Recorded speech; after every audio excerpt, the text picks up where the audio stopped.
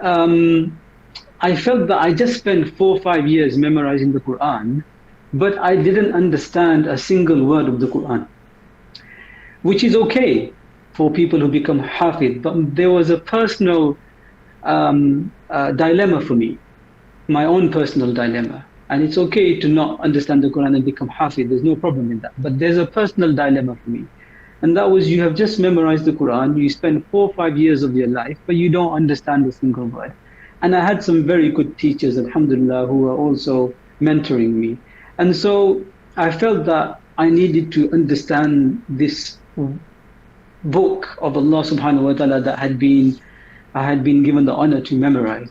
And so I decided to, alhamdulillah, go into the Alim course and do the Dars al-Nizami, and I did 6 years, and in 1999, so 10 years I was in Darul Uloom memorizing the Quran and becoming Alim, which takes about 6 years. Now, when I came out of the madrasa, alhamdulillah, with the grace of Allah, there was no time for rest for me. With the grace of Allah, I was, within the next day, I was in the masjid,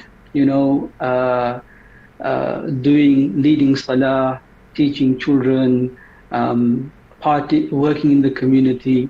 And alhamdulillah, I got to work in a number of masajid and madaris around East London, which is where I was originally from.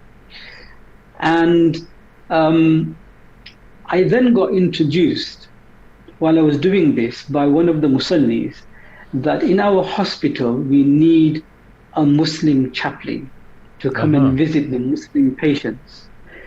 So you're talking about now year 2000. And I said, okay, I'm very happy to come and help Muslims, because this is part of our deen, to visit people who are sick. So I went to visit the hospital. But there, Sheikh, I found something that I had never thought about before.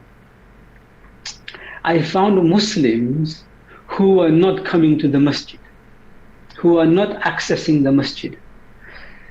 So, and I found Muslims who were questioning their faith. And I found Muslims who were far away from their faith. And it's then that I realized that when I'm in the masjid, I am preaching to the converted. What I mean by that is, anybody who's going to come to the masjid, they're going to come. Right. Even if you tell them not to come, they're going to come. But what are we doing for the people who are not in the masjid? How are we doing outreach to Muslims, particularly Muslims who are in troubled times? And so that's where I got interested in working in government institutions. So I worked in the hospitals, the National Health Service, for a number of years, educating the hospital staff on how to look after Muslims, but also meeting with Muslims. But Sheikh, I'll give you one story. And a lot of our ulama who are not involved in outreach may not have experienced this. And this is that I went into a hospital one day, and I went to see, someone told me there's a Muslim person and we would like you to visit him. And I visited him, and he shouted at me. He said to me, "Go away from me, I don't want to speak to any imam. It's because of you there are all the problems in the world." So I became more and more inclined towards finding a way of supporting Muslims who have become disenfranchised by Islam or disillusioned by Islam, and feel far away from Allah subhanahu wa ta'ala. So I worked in the NHS, and then I became the first Muslim chaplain and the first imam for Wandsworth Prison in South London. I spent 3 years there. And now this is the important part about where I got introduced to becoming the imam for the British Armed Forces.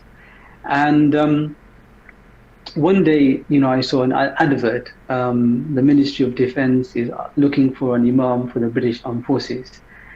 And I was quite excited by this job. And I went to some of my friends and some of my other imams and said, look, there is this advert for imam in the British Armed Forces. Now, Sheikh, you have to remember that this was a difficult time. It was 2004. So 9/11 had happened. In the UK, 7/7 had happened. The war in Iraq was very messy. The war in Afghanistan was very messy.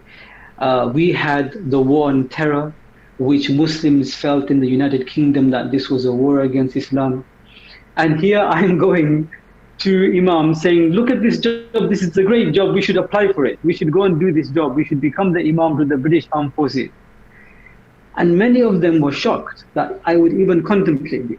And then then you had all the attacks on the armies or the British Armed Forces by Muslims, and the whole 9 yards that were going on after 9/11. So for you to get involved with the British Army at that time, that could have been a very, very, very critical situation. A lot of critics, a lot very controversial. I think it took a lot of iman, a lot of bravery from your side to have been able to get into it. But you continue in the story. But I need to also share something that I really, I'm amazed that Allah has blessed you. And in addition to becoming that person that you're telling us about, you were blessed to become the advisor, the Islamic advisor to the chief, the chief, I might get this correct, to the chief of the defense staff. I mean, that's very powerful to have attained that level of position also. So continue, as you were saying, how this all happened. Yeah, again, you're very kind, but